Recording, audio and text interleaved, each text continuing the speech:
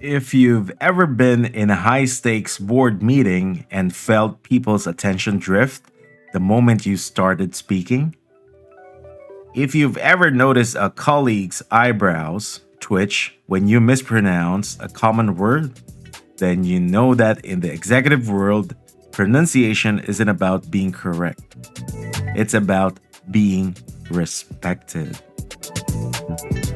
Okay, so this is Coach Nant, and it's been a while. If you're wondering why there's no post for the past few days, it's because I got a bit of cold. So I'm a bit sick. That's why my sound is a bit one notch lower. And I hope that makes the podcast sound better.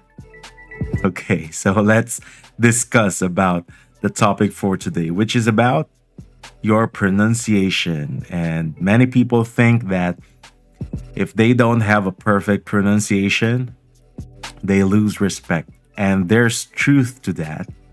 Although you don't need to change your accent totally, like changing it to a different person.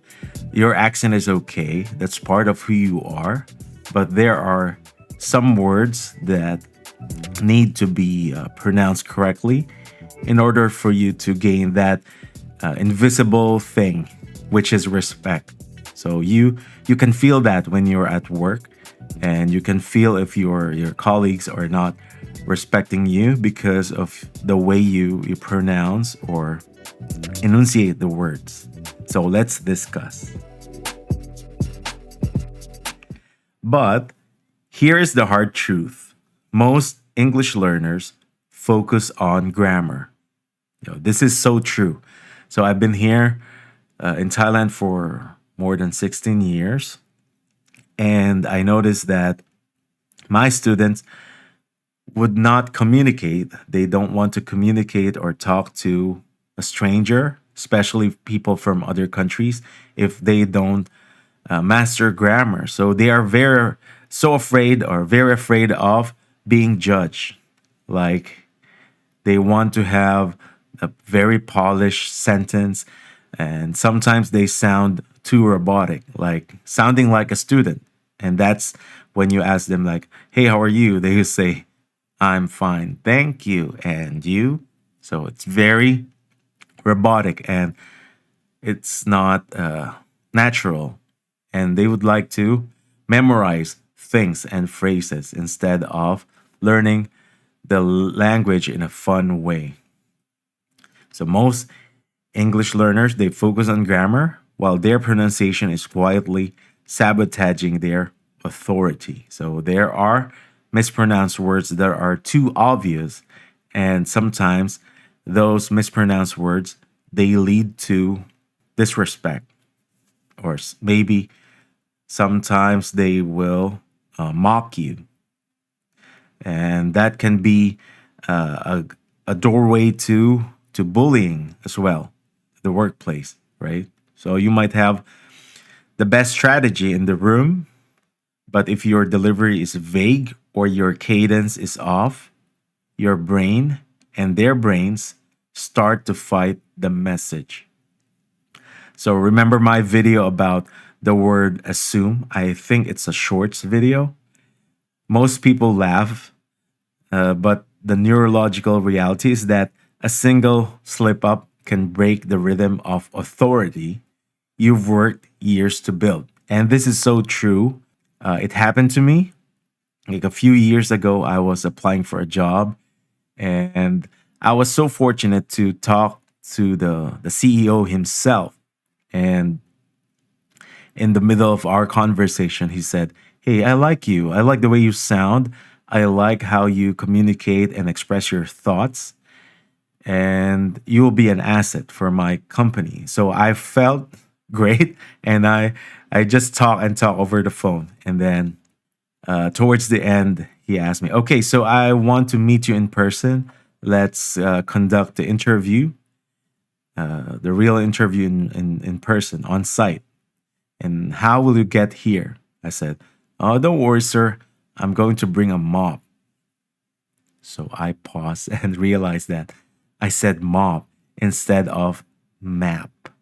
So it should be Google Map, but it sounds like I was applying for the janitorial position. So we both laughed, and the good thing is he's a cool guy, so it didn't matter much, and I got the job when I went on site.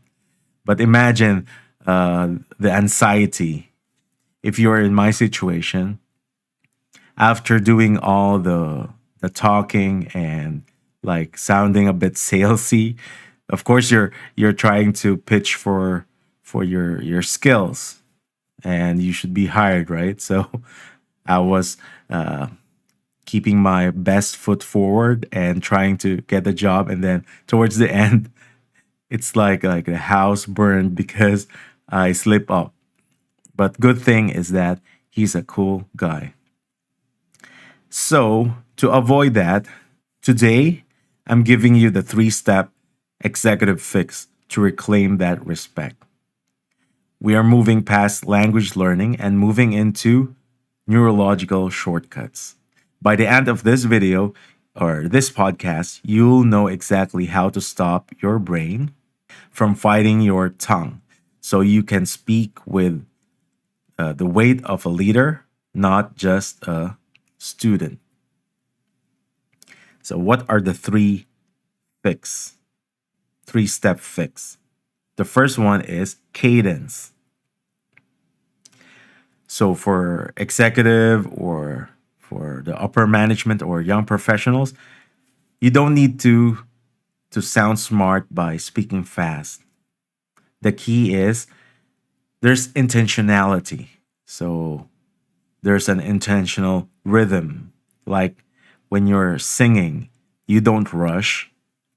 Like we have this playlist called Learning Music through, I'm sorry, Learning English through Music. So in that playlist, there's one song, Imagine by John Lennon.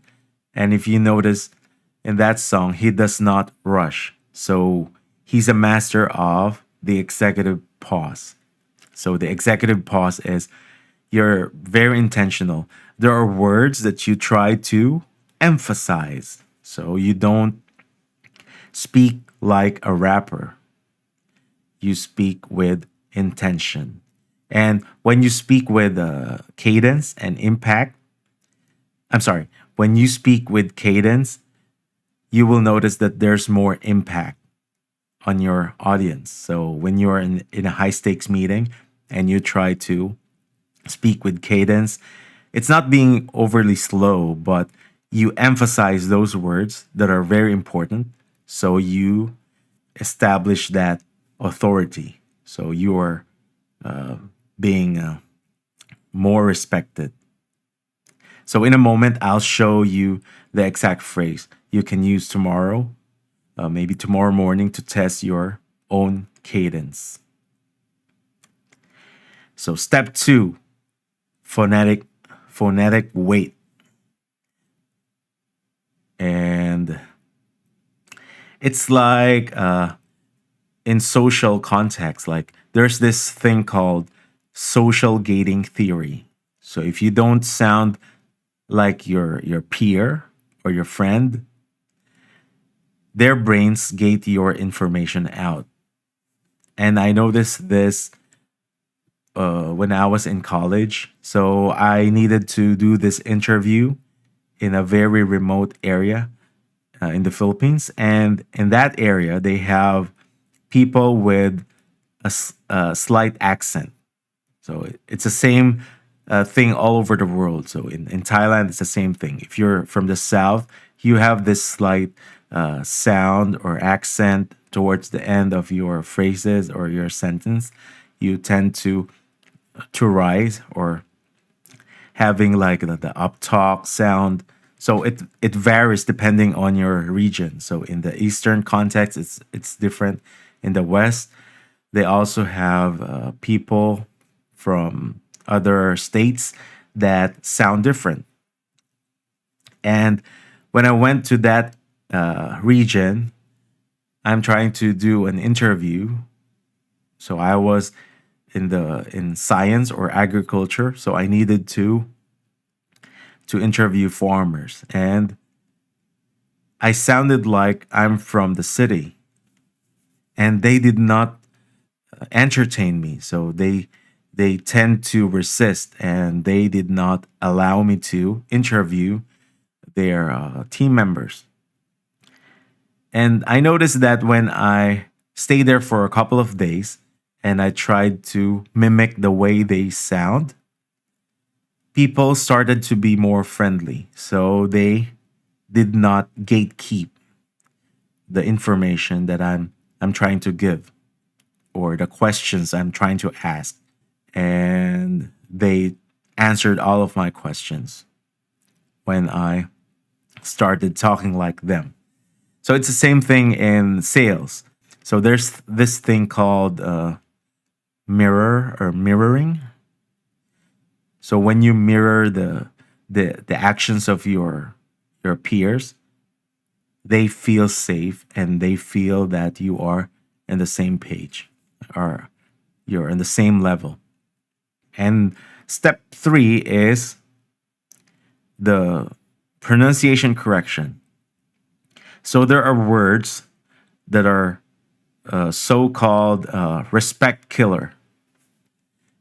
These are the words in business like executive, strategy, and quantitative. So these 3 words, these are respect killers. So if you cannot pronounce this correctly, there's this invisible thing that they will not think of you highly. So the respect killer words in business are executive, strategy, and quantitative. These are the keywords that once you master, somehow you'll gain respect from your peers. Oh, and for step 2, for the phonetic weight, the most common sounds that we discuss in this channel is the TH and the V sound. So for TH, we have voiceless TH, like a Thursday, thermometer, and we have the voice TH, which is the, this, those. And for the letter V, we have friends in other regions that mispronounce V or they are confused with V and W. So verb, instead of saying verb, they say verb, verb, verb to be. So that should be verb to be. You can keep trying harder with grammar apps, or you can start working with your brain's natural wiring. If you are ready to see exactly where your specific gaps are so you can stop guessing and start leading, I have a few spots open this week for a free 15 to 45-minute English audit. So it's like a strategy call. So we will look at your cadence, your phonetic weight, and give you a roadmap to executive respect. So you just click the link in the description to book yours now. And if you want to understand why your brain is resisting, you need to watch the video that you see on the screen. It's the neurological shortcut. And I'll see you in our session. Bye.